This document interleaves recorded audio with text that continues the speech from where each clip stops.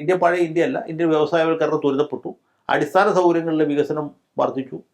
പ്രതിരോധ രംഗത്ത് വലിയ മുന്നേറ്റം നടത്താൻ പറ്റി. ഇന്ത്യയുടെ സൈനിക ശക്തി, ഇന്ത്യയുടെ സാമ്പത്തിക ശക്തി രണ്ടും ലോക രാഷ്ട്രങ്ങൾക്ക് അവഗണിക്കാൻ പറ്റാത്തൊരു നിലയിലേക്ക് എത്തി. അത് പൂർണ്ണമായിട്ടും നരേന്ദ്രമോദി ഉണ്ടാക്കിയതല്ല.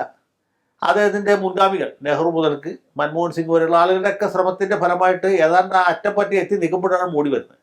അപ്പോൾ right man at right place എന്നൊരു അവസ്ഥയുണ്ടല്ലോ, അതാണ് മോഡി. മോഡി ഈ ചരിത്രത്തിൻ്റെ ഒരു സൃഷ്ടിയാണ്, അല്ലാണ്ട് ചരിത്രത്തിൻ്റെ സൃഷ്ടാവല്ല.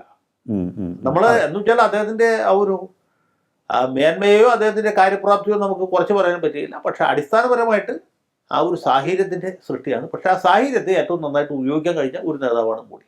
അതുകൊണ്ട് തന്നെയാണ് അദ്ദേഹത്തിന് പകരക്കാരൻ ആരായിരിക്കുമെന്ന് കേൾക്കുമ്പോൾ നമുക്ക് പെട്ടെന്ന് ഒരു അങ്കലാപ്പുണ്ടാകും. മോഡിയുടെ സ്ഥാനത്ത് വേറൊരാൾ വന്നാൽ അത് എന്തുമാത്രം മുമ്പോട്ട് കൊണ്ടുപോകാൻ കഴിയും എന്നുള്ളൊരു ചോദ്യമാണ്. പണ്ട് ഈ വില്യം പിറ്റ് മാറിയിട്ട് ആഡിങ്ടൺ എന്ന് പറയുന്ന ആൾ ബ്രിട്ടൻ്റെ പ്രധാനമന്ത്രിയായി പോയി ആളുകൾ പറഞ്ഞു, Pitt is to London what Addington is to പാഡിങ്ടൺ.